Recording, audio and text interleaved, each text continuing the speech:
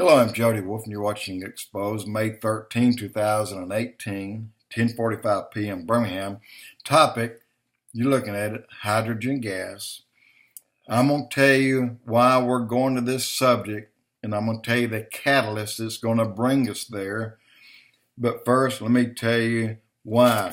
Bill Clinton, when he was elected, he started this monster called EPA. It rather made that monster a monster, the EPA.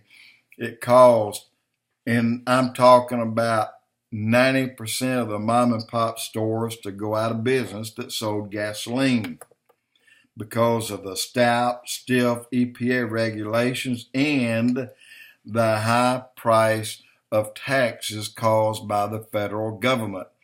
Right now, you pay at the lowest I've seen is 46 cents per gallon. In California and New York, you probably pay $1.46 per gallon on federal taxes, city and state taxes. But let's see why we're going there again. Bill Clinton created the monster out of the EPA.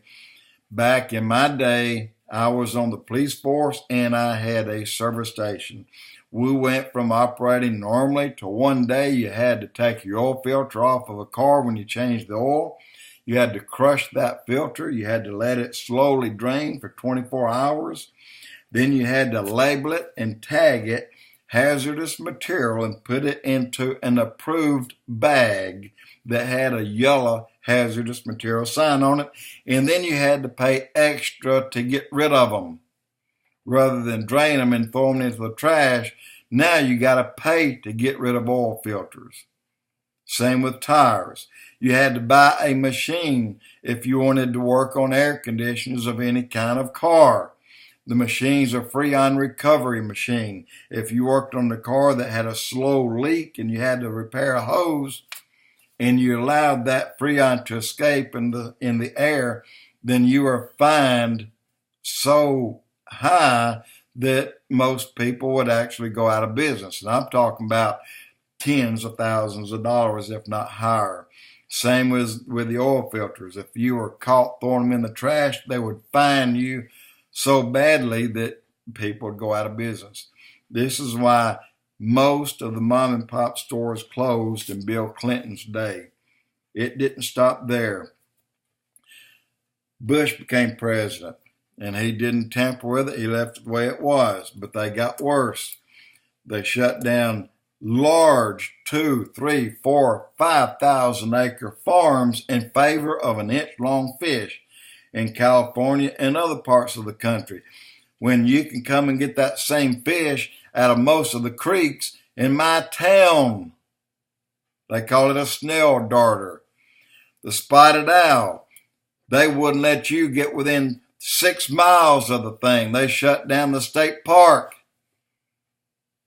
But they chose the snail darter fish and the spotted owl and bat crap in favor of a human. And that's a fact. So let's go now to what's making the high price of gasoline come back. That's our relationship with Iran. That price is coming back. Well, back when it got high in Bill Clinton's day, it was an event that didn't last too long, but it did make the gas go up $1. When it went from 42 cents to $1.42, people nearly choked. But it never came back down below that. It came down slightly below it, but never really much. And then Bush, it kind of stayed steady, but it started going up toward his end of his tenure. Then here comes Obama. Then the gas goes back up again. This time it goes up to $4.50 in my town. Went up to $7 or $8 in New York and the same in California per gallon. What does it cost to pump out of the ground? And I'm talking about cost of equipment, and to take that oil from the ground into the large tank and then sail it across the ocean or wherever you're taking it to. In Texas, you just piping it right across the state. into a refinery and then refining that gas. Now, you got a gallon of oil, and off a gallon of oil, you get about 5 components. You can get much more than that, but I'm going to name 5. You get gasoline. You get diesel fuel. You get a thick oil for your gearbox, for your transmission rear end. Then you get a transmission hydraulic fluid. Then you get a standard oil on your car. You get a lightweight oil, a 3-weight, a 5-weight. So you get about 5 or 6 different components. Really, you get more than that. There's even a part that is called waste. They use that in making asphalt and things like that, making plastics and things like that. So what does it cost to make these things? When you take a tanker full of oil and you refine a tanker full, it's a lot less expensive than if you take a single 55-gallon barrel, don't you think? Actually, a barrel is about 42 gallons is the way they call it. If you take 42 gallons and refine it, then it's going to be expensive. But if you take 100,000 of those 42-gallon barrels and refine them, the cost comes down about 98%. So the cost, total cost to them, minus exporting or bringing it to the store near you, is probably around 50 or 60 cents per gallon. That's tops. Russia has to have $100 per barrel. So that's what? $100 for 44 gallons? They're making some money on that, aren't they? Making a lot of money when the cost is still 50 cents or less. The same with all of OPEC. So Trump has lessened those EPA rules and regulations.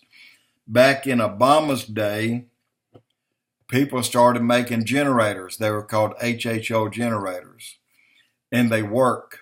It takes some fine tuning. It takes a few trials and tribulations, but they work. They'll drive your car. A man named Stan Myers built one for a car. He would get about 150 miles per gallon. Ready for this? Not of gasoline, but of water. He would drive 150 miles on a gallon of water. Or, well, take that back. I am wrong. Because it would take him 21 gallons of water to drive 3,300 miles. California to New York. Figure it up. He could drive that total distance on 21 gallons of water. So whatever I figured wrong. It's way more than 150 miles per gallon. Take my word for it. Anyway, they made him a very large, lucrative offer on his newly invented HHO generator. He refused it. He turned it down. And it was like a 10 million. They came back with like 100 million. He turned it down. They came back and an automobile company made him a $500 million offer and he rejected it. He said, I want to see it in every car on the road. Well, guess what? Stan Myers dead. They killed him. They took his car. They took his notes. They took his equipment. Where did Stan Myers get this insane idea to build a HHO generator and make gasoline out of water? They did it in 1909 and they called it Brown's gas. That's where the technology all came from 1900s. You take several metal plates, all about the same size, say an 8-inch square. You get about 8 of them and call them positive and 7 of them call them negative, and you wire them up in that same manner. You have them one to another, but you don't have them touching. You have a rubber gasket between each. And when you wire the negative up on one strand and the positive up on one strand, and you set that plate in a container of water and you plug up a 15 amps off of your alternator from your car onto it, it'll start bubbling like crazy. That bubbles that come off of it is splitting the water into 2 parts of hydrogen and 1 part of oxygen. The oxygen is not flammable.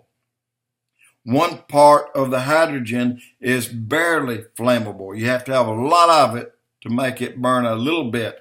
1 part of that hydrogen is explosive. It burns better than gasoline. I'm going to tell you how it works. When you pipe it into your car, it pipes in prior to the throttle body. This is where your car injectors emit a very intense fine spray of gasoline so that it ignites quickly and it mixes the air with it. These sensors regulate the air-gas mixture. In reality, 75% of the gasoline that you put in your car goes out the tailpipe and does not burn. That's the fact today. 75% of your gasoline does not burn in your car. It escapes out your tailpipe, and your catalytic converter burns it up. But let me continue on. When you take an HHO generator and you pipe it in just before the throttle body, these same sensors will pick it up and read it as gasoline. And it will tell the car, whoa, you're getting way too much gas in here. Lean it out. In other words, lean it makes it, the spray is smaller. You don't need nearly as much. So the spray gets smaller. You're burning a lot less gasoline and you're burning a lot more of this new hydrogen that you're putting in there. So the end result is the sensors that reads this are all telling your car, you don't need this much gas. In other words, they're reading the HHO, they're reading the hydrogen coming through there. These metal plates that's burning this water and splitting it into 3 parts, 1 part of it's going into your car and running better than gasoline. And what is the leftover, what emits from your tailpipe? Water. So your emissions is 0. Your emissions reads 0, nothing. Not even in California. You don't need anything. Your emissions are nothing. It's plain water. So I wanted to tell you, that is coming to a store near you, and when your gas gets up to $6 or $8 a gallon, and that's what we're going to pay for it, the way things look, at least for a while until Trump can really crank them up here and get the output in our state, in our country rather, where we don't have to pay that high price and where we can start exporting more than we use, then things will look good. But until then, people are going to build these HHO generators, and they'll be able to be purchased and installed in your car at a reasonable fee, and then gasoline will cost you coming down from $8 a gallon or $6 a gallon to about a nickel a gallon. How do you like that? That's coming. Look for it. And I'm just giving you a heads up right now today that you will probably see that inside of a year after you hit $4 or $5 a gallon.